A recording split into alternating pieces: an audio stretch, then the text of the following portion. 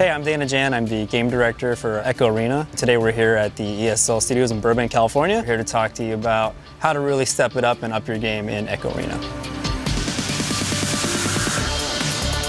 We've kind of got this initial moment that we call the joust, where players can stack up inside of our launch tubes and catapult themselves toward the disc. And one of the more advanced strategies is for players to utilize each other's momentum coming out, and so that they stack up, hold onto each other, and push or pull off on the way to the disc. They can really hit top velocity. Anywhere else in the match, you can use your teammates' momentum or even enemies' momentum against them, or to your advantage by hitching a ride on their back or any part of their body and either pushing off of them to go backwards or pulling and going forwards, add momentum, so you take their speed and you inherit it with your own.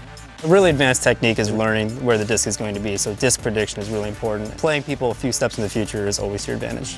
Advanced players are starting to take advantage of different positions and playing, roles in the arena like you would on a traditional sport. So playing forwards, midfield, goalie, these are all really viable positions and the secret to actually covering the game more successfully. You can use the environment and throwing the disc off of geometry to kind of get around other players, and even for scoring shots. By bouncing it off the arena or any of the kind of floating islands that we have, you could really kind of create some confusion and misdirection that actually helps scramble the other team.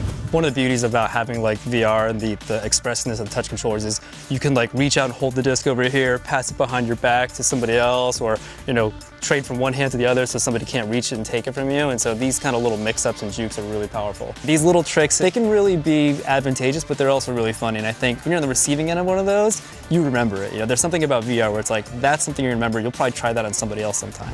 Punching is a really powerful tool, actually both offensively and defensively. I think you got to learn to kind of like plan your moment, because otherwise you give away your position. People know, oh yeah, you're just the bruiser.